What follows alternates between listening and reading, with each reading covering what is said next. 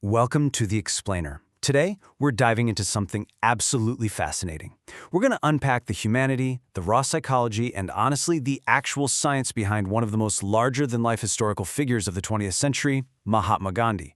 But listen, we aren't just going to drag you through some dusty timeline of historical events. No, we're going right inside his internal laboratory to see exactly how he engineered his incredible life.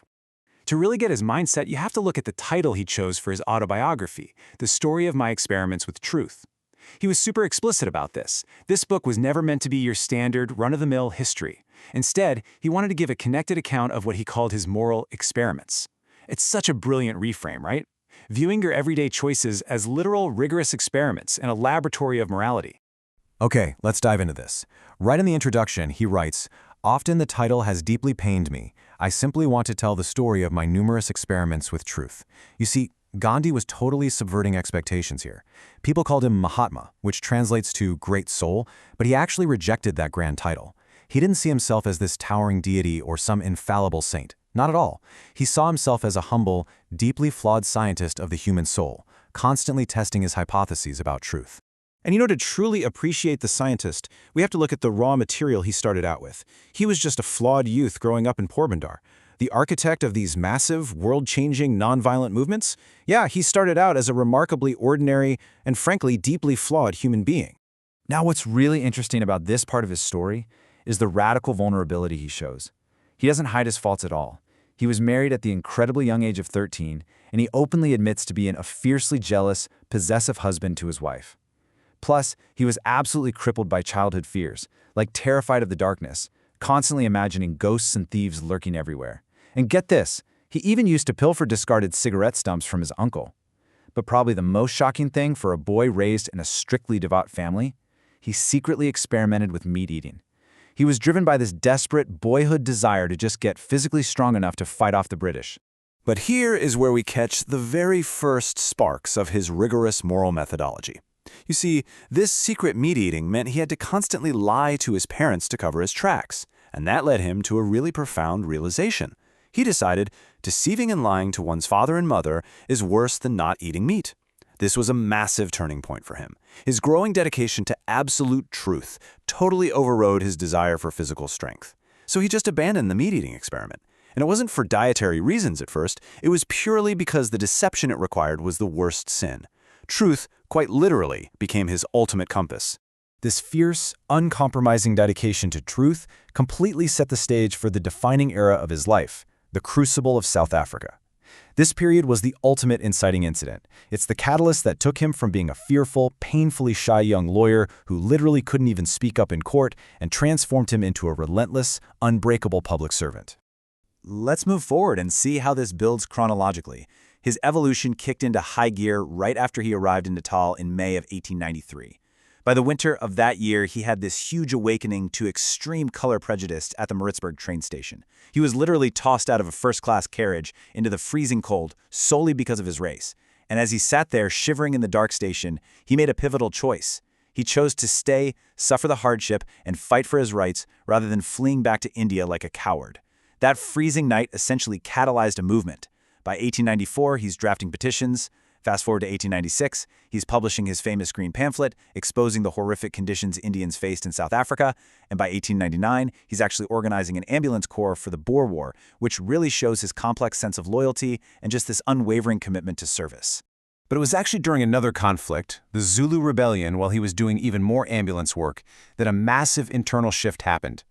He realized that if he was going to truly serve the community without any distractions, he needed intense, absolute self-discipline. And this led to his vow of brahmacharya. That's the practice of celibacy and complete self-control. He was literally stripping away personal, carnal, and worldly attachments so he could pour all his energy into public service. It was almost like this intense basic training, preparing him for the much larger societal battles he knew were coming down the pike. Those intense internal preparations organically laid the bedrock foundation for his most famous social experiment ever, the birth of Satyagraha. His internal discipline and pursuit of purity ended up creating a completely new form of external activism, something the world had quite literally never seen before. And this brilliantly illustrates how he conceptually changed everything. At the time, the West was pretty familiar with the idea of passive resistance. But Gandhi, he saw passive resistance as a weapon of the weak. It's a tactic where, sure, you might not fight back physically, but you could still harbor deep, deep hatred for your enemy inside. And he knew that suppressed hatred could eventually manifest as violence. Satyagraha, on the flip side, was entirely revolutionary.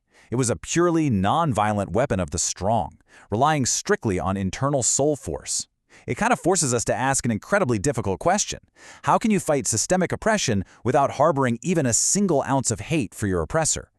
Well, he answered that question by coining this brand new term, satyagraha. It's derived from sat, which means truth, and agraha, which means firmness. So literally, it translates to truth force. This wasn't just some clever political tactic to get what he wanted, it functioned as a rigorous, scientific approach to suffering for the truth. It meant holding absolutely firm to your principles without ever physically attacking your opponent. Armed with this incredibly powerful new tool that he forged in South Africa, he returned to India in 1915, and a concept known as ahimsa really took center stage. His goal at this point was staggeringly ambitious.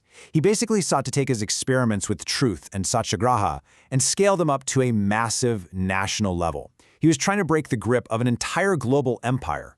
But before taking on the British Empire, he had to build a laboratory to train his followers. This was the Satyagraha Ashram. He laid out strict rules for this community: devotion to truth, an insistence on nonviolence, absolute equality, and living together as one big family. But here is the kicker. Notice the rule about scavengers' work. Every single person in the ashram, regardless of their caste, how much money they had, or what their background was, had to take turns cleaning the latrines. In an incredibly rigid hierarchical society like India at the time, he was using literal physical labor to actively build his followers' character and systematically dismantle that social hierarchy brick by brick. So the crucial point is that all of this, the ashram rules, the massive political defiance, the strict personal vows of celibacy, it all rested on one foundational concept: ahimsa. Ahimsa means comprehensive nonviolence and compassion. Gandhi had this profound realization that truth simply cannot be discovered without ahimsa. You can't arrive at a true, just outcome using violent means. It requires the ultimate spiritual discipline. You have to fiercely hate the sin, but you must never, ever hate the sinner, because fundamentally we're all children of the same creator. He captured this so beautifully right at the end of his autobiography. He wrote, "To see the universal and all-pervading spirit of truth face to face, one must be able to love the meanest of creation as oneself." For all his incredible global fame and all the massive political movements he led, Gandhi's ultimate goal was purely internal. It was self-realization. He showed this extreme humility right up until the end, admitting that despite a literal lifetime of rigorous searching and experimenting, he felt he had only caught the faintest glimmer of the mighty effulgence of truth. But he did leave us with a really vital promise. He stated loud and clear that the instruments for this quest, these tools of self-discipline, compassion, and truth-seeking, they aren't just reserved for saints or high-level politicians. They are entirely accessible to anyone, even an innocent child. The doors to this laboratory are wide open to all of us. So the question is, how will you begin your own experiments with truth? Thanks so much for watching this explainer, and keep experimenting.